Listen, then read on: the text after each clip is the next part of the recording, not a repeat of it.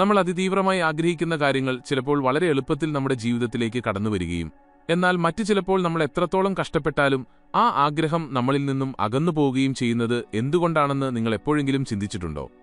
ഒരുപക്ഷെ നിങ്ങൾ ഒരുപാട് ആഗ്രഹിച്ചൊരു ജോലി അല്ലെങ്കിൽ ഒരു ബന്ധം, അതുമല്ലെങ്കിൽ സാമ്പത്തികമായ ഒരു നേട്ടം എത്രയൊക്കെ ശ്രമിച്ചിട്ടും നിങ്ങളിൽ നിന്നും വഴുതി മാറുന്നുണ്ടാകാം. നേരെ മറിച്ച് യാതൊരു വിധത്തിലുള്ള പ്രയത്നവുമില്ലാതെ ചില കാര്യങ്ങൾ അപ്രതീക്ഷിതമായി നിങ്ങളെ തേടി വന്നിട്ടുമുണ്ടാകാം. ഇതിനെയൊക്കെ നമ്മൾ സാധാരണയായി ഭാഗ്യമെന്നോ നിർഭാഗ്യമെന്നോ വിളിച്ച് തള്ളിക്കളയുകയാണ് പതിവ്. എന്നാൽ സത്യം അതല്ല. ഈ പ്രപഞ്ചത്തിൽ ഭാഗ്യമെന്നോ യാദൃശ്ചികത എന്നോ പറയുന്ന യാതൊന്നുമില്ല. ഇവിടെ നടക്കുന്ന ഓരോ കാര്യത്തിനും വ്യക്തമായ ഒരു കാരണമുണ്ട്. ആ കാരണത്തിന് പിന്നിൽ പ്രവർത്തിക്കുന്ന മഹാശക്തികളെക്കുറിച്ചാണ് നമ്മൾ ഇന്ന് സംസാരിക്കാൻ പോകുന്നത്. പ്രപഞ്ചത്തിന്റെ ഏറ്റവും വലിയ രണ്ട് നിയമങ്ങളാണ് കർമ്മഫലവും ആകർഷണ നിയമവും. ഇവ രണ്ടും എങ്ങനെയാണ് നമ്മുടെ ജീവിതത്തെ നിയന്ത്രിക്കുന്നത് എന്നും നമ്മുടെ ചിന്തകളും പ്രവൃത്തികളും ഈ പ്രപഞ്ചത്തിൽ എങ്ങനെ പ്രതിഫലിക്കുന്നു എന്നും മനസ്സിലാക്കിയാൽ പിന്നെ നിങ്ങളുടെ ജീവിതം പഴയതുപോലെയായിരിക്കില്ല. ഈ മഹാപ്രപഞ്ചം നമ്മോട് സംസാരിക്കുന്ന ഭാഷ മനസ്സിലാക്കാനുള്ള ഒരു യാത്രയാണിത്. നമ്മൾ ജീവിക്കുന്നത് കേവലം ഭൗതികമായ ഒരു ലോകത്തിലല്ല, മറിച്ചൊരു വലിയ ഊർജ്ജ പ്രപഞ്ചത്തിലാണ്. നമ്മൾ കാണുന്നതും കേൾക്കുന്നതും അനുഭവിക്കുന്നതുമായ സകലതിലും ഈ ഊർജ്ജം അടങ്ങിയിരിക്കുന്നു. നമ്മുടെ ശരീരവും മനസ്സും ചിന്തകളുമെല്ലാം ഇതേ ഊർജ്ജത്തിന്റെ വ്യത്യസ്ത രൂപങ്ങൾ മാത്രമാണ്. ശാസ്ത്രം പറയുന്നതും ആത്മീയത പറയുന്നതും ഒന്നുതന്നെയാണ്. ഇവിടെ ഒന്നും പുതുതായി സൃഷ്ടിക്കാനോ നശിപ്പിക്കാനോ കഴിയില്ല. ഊർജ്ജം ഒരു രൂപത്തിൽ നിന്ന് മറ്റൊരു രൂപത്തിലേക്ക് മാറുന്നു എന്ന് മാത്രം. ഈ സത്യം മനസ്സിലാക്കുമ്പോഴാണ് നമ്മുടെ ചിന്തകൾക്ക് എത്രത്തോളം ശക്തിയുണ്ടെന്ന് നാം തിരിച്ചറിയുന്നത്. ഒരു മനുഷ്യൻ ഒരു ദിവസം ശരാശരി 60,000-ഓളം ചിന്തകളിലൂടെ കടന്നുപോകുന്നു എന്നാണ് പറയപ്പെടുന്നത്. ഇതിൽ ഭൂരിഭാഗം ചിന്തകളും നെഗറ്റീവാണെങ്കിലോ അത് നമ്മുടെ ചുറ്റും സൃഷ്ടിക്കുന്ന ഊർജ്ജ തരംഗങ്ങൾ എത്രത്തോളം അപകടകരമായിരിക്കും എന്ന് ഊഹിക്കാവുന്നതേയുള്ളൂ. ഈ പ്രപഞ്ചം ഒരു വലിയ കണ്ണാടിയാണ്. നമ്മൾ എന്ത് ഭാവമാണോ അതിലേക്ക് കാണിക്കുന്നത് അത് അതേപടി നമ്മളിലേക്ക് തിരികെ പ്രതിഫലിപ്പിക്കുന്നു. ഈ പ്രതിഫലനത്തിന്റെ ശാസ്ത്രമാണ് കർമ്മവും ആകർഷണ നിയമവും. ഈ വിഷയങ്ങളെക്കുറിച്ച് കൂടുതൽ ആഴത്തിൽ മനസ്സിലാക്കുന്നതിന് മുൻപായി ഒരു കാര്യം ഓർമ്മിപ്പിക്കട്ടെ. To like and comment on this video. നിങ്ങളുടെ ഓരോ പ്രതികരണങ്ങളും ഇത്തരം കൂടുതൽ അറിവുകൾ നിങ്ങളിലേക്ക് എത്തിക്കാൻ വലിയ പ്രചോദനമാണ് നൽകുന്നത്. ആദ്യം നമുക്ക് കർമ്മം അഥവാ കർമ്മഫലം എന്താണെന്ന് നോക്കാം. കർമ്മം എന്ന വാക്ക് നമ്മൾ പലപ്പോഴും കേൾക്കുന്നത് ഒരു നെഗറ്റീവ് അർത്ഥത്തിലാണ്. ഒരാൾക്ക് എന്തെങ്കിലും ഒരു അപകടം സംഭവിക്കുമ്പോഴോ അല്ലെങ്കിൽ ഒരു വലിയ നഷ്ടമുണ്ടാകുമ്പോഴോ നമ്മൾ പറയാറുണ്ട് അത് അവന്റെ കർമ്മഫലമാണ് എന്ന്. ഇത് ശരിക്കും കർമ്മം എന്ന ആശയത്തെക്കുറിച്ചുള്ള നമ്മുടെ വലിയൊരു തെറ്റിദ്ധാരണയാണ്. കർമ്മം എന്നത് ഒരു ശിക്ഷയല്ല. ദൈവമോ പ്രപഞ്ചമോ നമ്മളെ ശിക്ഷിക്കാൻ വേണ്ടി തയ്യാറാക്കി വച്ചിരിക്കുന്ന ഒരു കോടതിയല്ല കർമ്മം. കർമ്മം എന്ന പദത്തിന്റെ അർത്ഥം പ്രവൃത്തി എന്നാണ്. ഓരോ പ്രവർത്തനത്തിനും തുല്യവും വിപരീതവുമായ ഒരു പ്രതിപ്രവർത്തനമുണ്ട് എന്ന ഭൗതികശാസ്ത്ര നിയമത്തിന്റെ ആത്മീയ രൂപമാണ് കർമ്മം. പ്രപഞ്ചത്തിന്റെ സന്തുലിതാവസ്ഥ നിലനിർത്തുന്ന ഒരു പ്രക്രിയ മാത്രമാണിത്. നിങ്ങൾ ഒരു കുളത്തിലേക്കൊരു കല്ല് എറിയുന്നു എന്ന് സങ്കൽപ്പിക്കുക. ആ കല്ല് വെള്ളത്തിൽ വീഴുമ്പോൾ അവിടെ ഓളങ്ങളുണ്ടാകുന്നു. ആ ഓളങ്ങൾ കുളത്തിന്റെ കരവരെ ചെന്നിട്ട് വീണ്ടും തിരികെ ആ കല്ല് വീണ സ്ഥാനത്തേക്ക് തന്നെ മടങ്ങിവരുന്നു. ഇവിടെ കല്ലെറിയുക എന്നത് നിങ്ങളുടെ പ്രവൃത്തി അഥവാ കർമ്മമാണ്. അവിടെ ഉണ്ടാകുന്ന ഓളങ്ങൾ നിങ്ങളുടെ കർമ്മഫലവും. നിങ്ങൾ എന്ത് പ്രവൃത്തി ചെയ്യുന്നുവോ അതിന്റെ ഫലം നിങ്ങളിലേക്ക് തന്നെ മടങ്ങിവരും എന്നത് പ്രപഞ്ചത്തിന്റെ മാറ്റാൻ കഴിയാത്ത നിയമമാണ്. കർമ്മം പ്രധാനമായും 3 തലങ്ങളിലാണ് സംഭവിക്കുന്നത്. ശാരീരികമായ പ്രവൃത്തികൾ, വാക്കുകൾ, ചിന്തകൾ എന്നിവയാണവ. ഇതിൽ ഏറ്റവും പ്രധാനപ്പെട്ടതും എന്നാൽ നമ്മൾ ഏറ്റവും കൂടുതൽ അവഗണിക്കുന്നതുമായ കാര്യമാണ് ചിന്തകളിലൂടെയുള്ള കർമ്മം. ഒരാളെ നമ്മൾ നേരിട്ട് ഉപദ്രവിക്കുമ്പോഴോ അല്ലെങ്കിൽ വാക്കുകൾ കൊണ്ട് വേദനിപ്പിക്കുമ്പോഴോ മാത്രമാണ് കർമ്മഫലം ഉണ്ടാകുന്നത് എന്നാണ് പലരും വിശ്വസിക്കുന്നത്. എന്നാൽ സത്യമതല്ല. നിങ്ങളുടെ മനസ്സിൽ മറ്റൊരാളോട് തോന്നുന്ന അസൂയയോ ദേഷ്യമോ പകയോ എല്ലാം ഒരു കർമ്മമാണ്. ആ ചിന്തകൾ പ്രപഞ്ചത്തിലേക്ക് ഒരു പ്രത്യേക ഊർജ്ജ തരംഗമായി പുറപ്പെടുന്നുണ്ട്. അത് മറ്റൊരാൾക്ക് ദോഷം ചെയ്യുന്നില്ലെങ്കിൽ കൂടിയും നിങ്ങളുടെ ഉള്ളിലെ ഊർജ്ജ വ്യവസ്ഥയെ അത് പൂർണ്ണമായും മലിനമാക്കുന്നു. ഒരു വ്യക്തിയെക്കുറിച്ച് നിങ്ങൾ മനസ്സിൽ മോശമായി ചിന്തിക്കുമ്പോൾ നിങ്ങൾ ശരിക്കും ചെയ്യുന്നത് നിങ്ങളുടെ തന്നെ ഉള്ളിലേക്ക് വിഷം കുത്തിവെക്കുകയാണ്. അതുകൊണ്ടാണ് നമ്മുടെ ആത്മീയ ഗ്രന്ഥങ്ങളിലെല്ലാം ചിന്തകളുടെ ശുദ്ധീകരണത്തിന് ഇത്രയധികം പ്രാധാന്യം നൽകിയിരിക്കുന്നത്. നിങ്ങളുടെ ചിന്തകൾ ശുദ്ധമാണെങ്കിൽ നിങ്ങളുടെ വാക്കുകൾ ശുദ്ധമാകും. വാക്കുകൾ ശുദ്ധമാണെങ്കിൽ പ്രവൃത്തികൾ ശുദ്ധമാകും. പ്രവൃത്തികൾ ശുദ്ധമാകുമ്പോൾ നിങ്ങളുടെ കർമ്മവും ജീവിതവും ശുദ്ധമാകുന്നു. കർമ്മത്തെ പ്രധാനമായും 3ആയി തരംതിരിച്ചിട്ടുണ്ട്. സഞ്ചിത കർമ്മം, പ്രാരബ്ധ കർമ്മം, ആഗാമി കർമ്മം എന്നിവയാണവ. സഞ്ചിത കർമ്മം എന്നത് നമ്മുടെ കഴിഞ്ഞ കാലങ്ങളിൽ നിന്നോ അല്ലെങ്കിൽ ഈ ജന്മത്തിൽ തന്നെയോ നമ്മൾ ചെയ്തു കൂട്ടിയ മൊത്തം കർമ്മങ്ങളുടെ ശേഖരമാണ്. ഇത് ഒരു വലിയ ബാങ്ക് അക്കൗണ്ട് പോലെയാണ്. അതിൽ നല്ല കർമ്മങ്ങളും ചീത്ത കർമ്മങ്ങളും ഉണ്ടാകാം. രണ്ടാമത്തേത് പ്രാരബ്ധ കർമ്മമാണ്. നമ്മുടെ മൊത്തം സഞ്ചിത കർമ്മത്തിൽ നിന്നും നമ്മൾ അനുഭവിച്ചു തീർക്കാൻ വേണ്ടി പ്രപഞ്ചം നമുക്ക് നൽകിയിട്ടുള്ള കർമ്മങ്ങളുടെ ഒരു ചെറിയ ഭാഗമാണിത്. നമ്മൾ ജനിക്കുന്ന സാഹചര്യം, നമ്മുടെ മാതാപിതാക്കൾ നമുക്ക് ലഭിക്കുന്ന ചില പ്രത്യേക കഴിവുകൾ, അല്ലെങ്കിൽ ശാരീരികമായ പരിമിതികൾ എന്നിവയെല്ലാം പ്രാരബ്ധ കർമ്മത്തിന്റെ ഭാഗമാണ്. ഇതിൽ നമുക്ക് യാതൊരുവിധ നിയന്ത്രണവുമില്ല. എന്നാൽ മൂന്നാമത്തെ കർമ്മമായ ആഗാമി കർമ്മം പൂർണ്ണമായും നമ്മുടെ കൈകളിലാണ്. ഇപ്പോൾ ഈ നിമിഷത്തിൽ നമ്മൾ നമ്മുടെ സ്വതന്ത്ര ഇച്ഛാശക്തി ഉപയോഗിച്ച് ചെയ്യുന്ന കർമ്മങ്ങളാണ് ആഗാമി കർമ്മം. ഈ ആഗാമി കർമ്മമാണ് നമ്മുടെ ഭാവിയെ നിർണ്ണയിക്കുന്നത്. നിങ്ങളുടെ കഴിഞ്ഞ കാലം എത്ര മോശമായിരുന്നാലും, നിങ്ങളുടെ സഞ്ചിത കർമ്മങ്ങൾ എത്ര നെഗറ്റീവായിരുന്നാലും, ഇന്നത്തെ നിങ്ങളുടെ നല്ല പ്രവൃത്തികളിലൂടെയും ചിന്തകളിലൂടെയും നിങ്ങൾക്ക് നിങ്ങളുടെ ഭാവിയെ മാറ്റിയെഴുതാൻ സാധിക്കും. കർമ്മം എന്നത് മുൻകൂട്ടി നിശ്ചയിച്ച ഒരു വിധിരേഖയല്ല, അതൊരു വലിയ അവസരമാണ്. ഇനി നമുക്ക് ആകർഷണ നിയമം എന്താണെന്ന് നോക്കാം. ലോകമെമ്പാടും വലിയ രീതിയിൽ ചർച്ച ചെയ്യപ്പെട്ട ഒരു വിഷയമാണിത്. ആകർഷണ നിയമത്തിന്റെ അടിസ്ഥാന തത്വം വളരെ ലളിതമാണ്. സമാനമായവയെ ആകർഷിക്കുന്നു. നിങ്ങളുടെ ചിന്തകളും വികാരങ്ങളും ഒരു വലിയ കാന്തം പോലെയാണ് പ്രവർത്തിക്കുന്നത്. നിങ്ങൾ എന്തിനെക്കുറിച്ചാണോ കൂടുതൽ ചിന്തിക്കുന്നത്, അതിനെ നിങ്ങൾ നിങ്ങളുടെ ജീവിതത്തിലേക്ക് ആകർഷിക്കുന്നു. നിങ്ങൾ എപ്പോഴും നിങ്ങളുടെ കടങ്ങളെക്കുറിച്ചും സാമ്പത്തിക ബുദ്ധിമുട്ടുകളെക്കുറിച്ചും സങ്കടങ്ങളെക്കുറിച്ചും രോഗങ്ങളെക്കുറിച്ചുമാണ് ചിന്തിക്കുന്നതെങ്കിൽ പ്രപഞ്ചം നിങ്ങൾക്ക് കൂടുതൽ കടങ്ങളും സങ്കടങ്ങളും രോഗങ്ങളും നൽകും. മറിച്ച് നിങ്ങൾ നിങ്ങളുടെ ജീവിതത്തിലുള്ള നല്ല കാര്യങ്ങളെക്കുറിച്ച് നന്ദിയോടെ ചിന്തിക്കുകയും സന്തോഷവും സമൃദ്ധിയും ആരോഗ്യവും നിങ്ങളുടെ ജീവിതത്തിലുണ്ടെന്ന് വിശ്വസിക്കുകയും ചെയ്താൽ അവയെല്ലാം നിങ്ങളുടെ ജീവിതത്തിലേക്ക് വലിയ തോതിൽ ഒഴുകിയെത്തും. ഇത് കേൾക്കുമ്പോൾ വളരെ ലളിതമായി തോന്നാമെങ്കിലും ഇത് പ്രായോഗികമാക്കാൻ പലർക്കും കഴിയാറില്ല. എന്തുകൊണ്ടാണ് ഞാൻ എപ്പോഴും നല്ല കാര്യങ്ങൾ ചിന്തിച്ചിട്ടും അതൊന്നും എന്റെ ജീവിതത്തിൽ നടക്കാത്തത് എന്ന് പലരും ചോദിക്കാറുണ്ട്. ഇതിനുള്ള ഉത്തരം കിടക്കുന്നത് നമ്മുടെ ഉപബോധ മനസ്സിലാണ്. നമ്മുടെ മനസ്സിനെ പ്രധാനമായും ബോധമനസ്സെന്നും ഉപബോധമനസ്സെന്നും രണ്ടായി തിരിക്കാം. നമ്മൾ ചിന്തിക്കുന്നതും തീരുമാനങ്ങളെടുക്കുന്നതും യുക്തിപരമായി കാര്യങ്ങളെ വിലയിരുത്തുന്നതുമെല്ലാം നമ്മുടെ ബോധമനസ്സുപയോഗിച്ചാണ്. എന്നാൽ നമ്മുടെ ആഗ്രഹങ്ങളെ പ്രപഞ്ചത്തിലേക്ക് എത്തിക്കുന്നത് നമ്മുടെ ഉപബോധ മനസ്സാണ്. നിങ്ങളുടെ ബോധമനസ്സ് എനിക്ക് വലിയ നേട്ടങ്ങളുണ്ടാക്കണം എന്നാഗ്രഹിക്കുകയും എന്നാൽ നിങ്ങളുടെ ഉപബോധ മനസ്സിൽ വിജയത്തെക്കുറിച്ചോ പണത്തെക്കുറിച്ചോ ഒരുപാട് നെഗറ്റീവ് ചിന്തകൾ ഒളിഞ്ഞുകിടക്കുകയും ചെയ്യുന്നുണ്ടെങ്കിൽ ആകർഷണ നിയമം അവിടെ പൂർണ്ണമായി പ്രവർത്തിക്കില്ല. ഉദാഹരണത്തിന്, ചെറുപ്പം മുതൽ പണം എല്ലാ തിന്മകൾക്കും കാരണമാണ് എന്നൊക്കെ കേട്ട് വളർന്ന ഒരാളുടെ ഉപബോധ മനസ്സിൽ പണത്തോട് വലിയൊരു ഭയം അല്ലെങ്കിൽ വെറുപ്പുണ്ടായിരിക്കും. ഇയാൾ എത്ര തന്നെ പണക്കാരനാകാൻ ആഗ്രഹിച്ചാലും അയാളുടെ ഉപബോധ മനസ്സ് ആ ആഗ്രഹത്തെ തടഞ്ഞു നിർത്തും.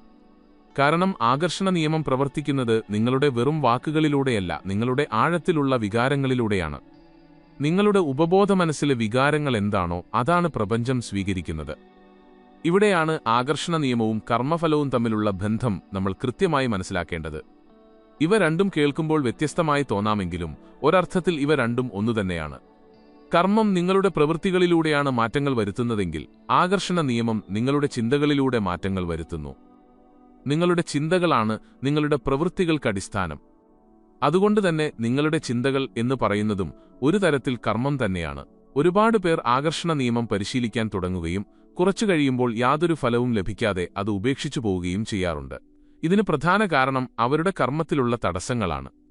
നിങ്ങളുടെ കഴിഞ്ഞകാല കർമ്മങ്ങൾ ഒരുപാട് നെഗറ്റീവ് ഊർജം നിങ്ങളുടെ ഉള്ളിൽ നിറച്ചുവെച്ചിട്ടുണ്ടെങ്കിൽ എത്രയൊക്കെ പോസിറ്റീവായി ചിന്തിക്കാൻ ശ്രമിച്ചാലും നിങ്ങൾക്കതിന് കഴിയില്ല.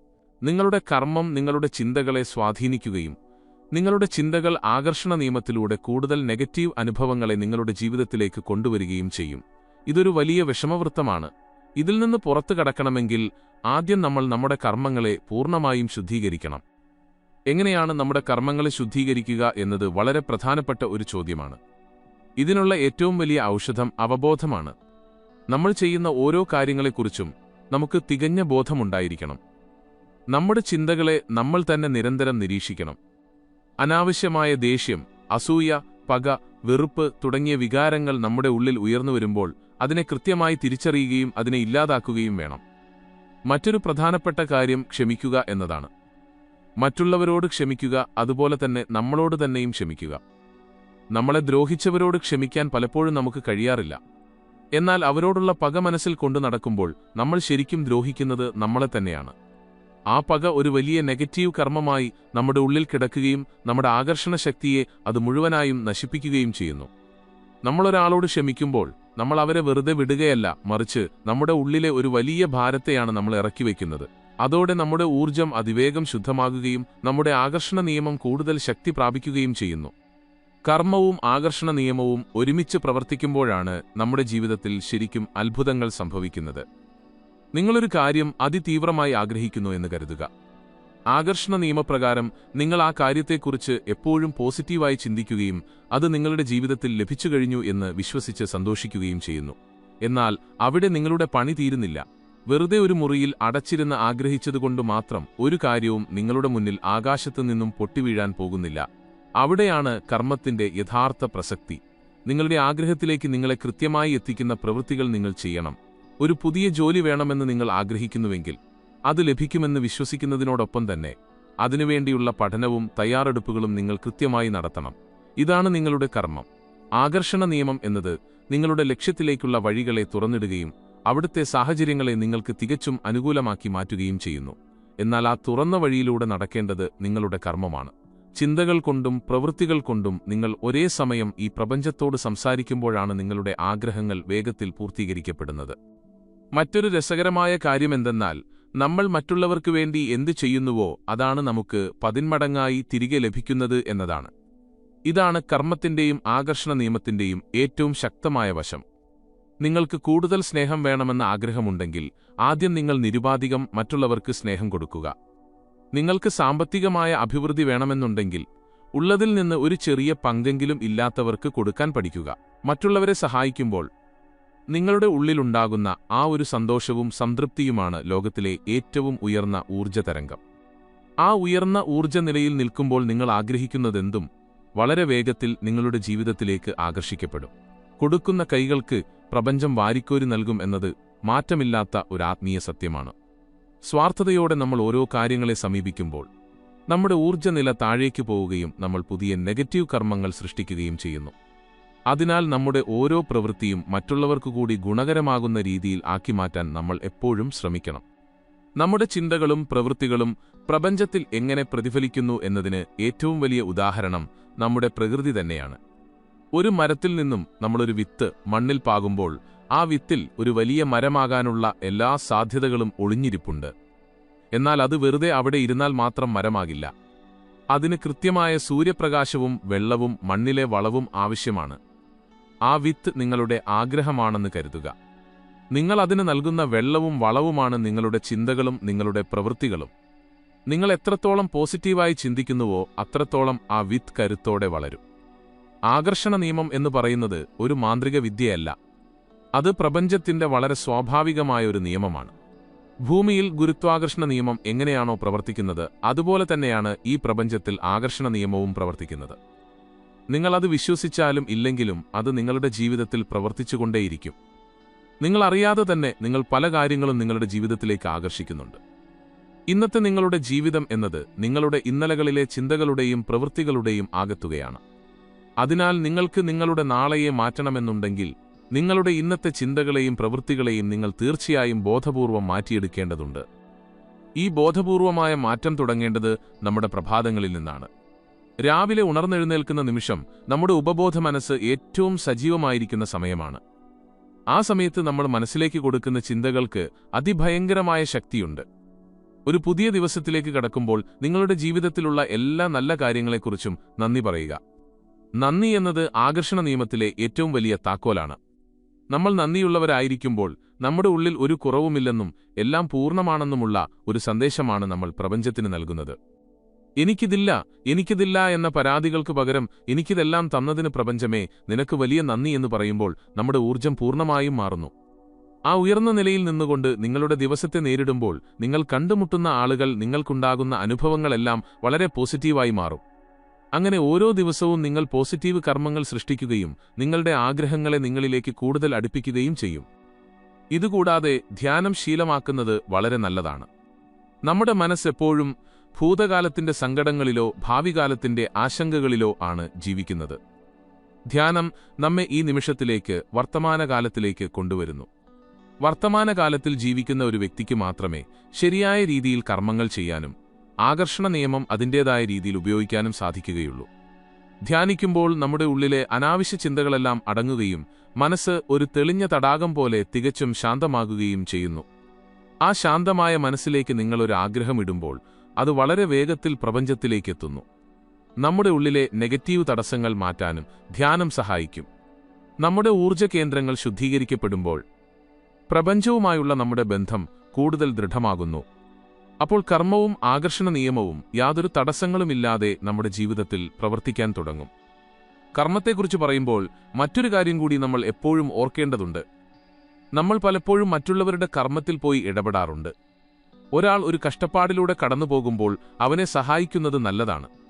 എന്നാൽ ചിലർ സ്വന്തം ജീവിതം മറന്നിട്ട് മറ്റുള്ളവരുടെ പ്രശ്നങ്ങൾ പരിഹരിക്കാൻ മാത്രം എപ്പോഴും നടക്കും. ഇത് ചിലപ്പോൾ അവരുടെ കർമ്മത്തിലുള്ള അനാവശ്യമായ ഇടപെടലായി മാറാം. ഓരോ ജീവനും അതിൻ്റേതായ ഒരു കർമ്മയാത്രയുണ്ട്. ചില കഷ്ടപ്പാടുകൾ അവർ അനുഭവിക്കേണ്ടത് അവരുടെ ആത്മീയ വളർച്ചയ്ക്ക് അത്യാവശ്യമായിരിക്കും. നമ്മൾ അതിൽ അനാവശ്യമായി ഇടപെട്ട് ആ പാഠം പഠിക്കാനുള്ള അവരുടെ വലിയ അവസരം നഷ്ടപ്പെടുത്തരുത്. ഇതിനർത്ഥം ആരെയും സഹായിക്കരുത് എന്നല്ല, മറിച്ച് എല്ലാം എന്റെ നിയന്ത്രണത്തിലാണ് എന്ന അഹങ്കാരം ഒഴിവാക്കി പ്രപഞ്ചത്തിന്റെ സ്വാഭാവികമായ ഒഴുക്കിന് നമ്മളെത്തന്നെ പൂർണ്ണമായും വിട്ടുകൊടുക്കുക എന്നതാണ്. നമ്മൾ ചെയ്യേണ്ടത് നമ്മുടെ ഉള്ളിലെ വെളിച്ചത്തെ കണ്ടെത്തുക, നമ്മുടെ ചിന്തകളെ ശുദ്ധീകരിക്കുക, നമ്മുടെ കർമ്മങ്ങൾ ഏറ്റവും മികച്ച രീതിയിൽ ചെയ്യുക എന്നതു മാത്രമാണ്. ഫലം എന്തായിരിക്കും എന്നതിനെക്കുറിച്ച് നമ്മൾ വെറുതെ വേവലാതിപ്പെടേണ്ടതില്ല. കർമ്മം ചെയ്യാൻ മാത്രമേ നിനക്ക് അധികാരമുള്ളൂ. അതിന്റെ ഫലത്തിൽ നിനക്ക് യാതൊരു അവകാശവുമില്ല എന്ന വലിയ തിരിച്ചറിവ് നമ്മളിലുണ്ടായാൽ പിന്നെ ജീവിതത്തിൽ യാതൊരു വിധത്തിലുള്ള നിരാശകളും ഉണ്ടാകില്ല. ചുരുക്കത്തിൽ പറഞ്ഞാൽ, കർമ്മഫലവും ആകർഷണ നിയമവും എന്നത് നമ്മളെ പേടിപ്പിക്കാനുള്ളതോ അല്ലെങ്കിൽ നമ്മുടെ ജീവിതത്തെ നിയന്ത്രിക്കാൻ ഏതോ ഒരു അദൃശ്യശക്തി ഉപയോഗിക്കുന്ന ആയുധങ്ങളോ അല്ല. അത് ഈ പ്രപഞ്ചത്തിന്റെ ലളിതമായ പ്രവർത്തന രീതി മാത്രമാണ്.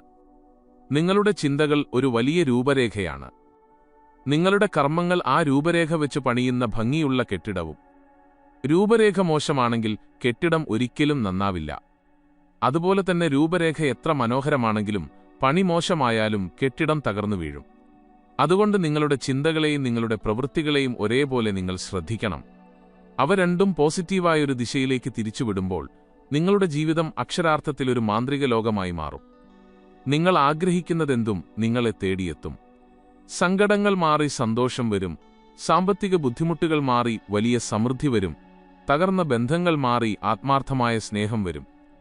കാരണം ഇതെല്ലാം നിങ്ങൾക്ക് അർഹതപ്പെട്ടതാണ്. ഈ പ്രപഞ്ചത്തിന് അതിരുകളില്ലാത്ത സമൃദ്ധിയുണ്ട്. അത് നിങ്ങൾക്ക് നൽകാൻ അത് എപ്പോഴും തയ്യാറാണ്.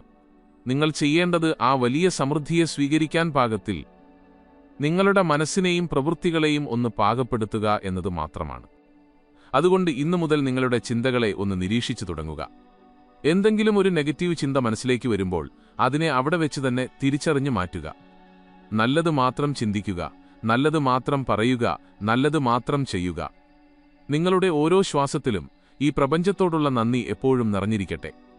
നിങ്ങൾ ചെയ്യുന്ന ഓരോ പ്രവൃത്തിയും നിസ്വാർത്ഥമായ സ്നേഹത്തോടെ ആയിരിക്കട്ടെ. അങ്ങനെ ജീവിക്കുമ്പോൾ കർമ്മഫലവും ആകർഷണ നിയമവും നിങ്ങളുടെ ജീവിതത്തിലെ ഏറ്റവും വലിയ കൂട്ടുകാരായി മാറും. ഈ പ്രപഞ്ചം മുഴുവൻ നിങ്ങളുടെ സ്വപ്നങ്ങളെ സാക്ഷാത്കരിക്കാൻ എപ്പോഴും നിങ്ങൾക്കൊപ്പം നിൽക്കും.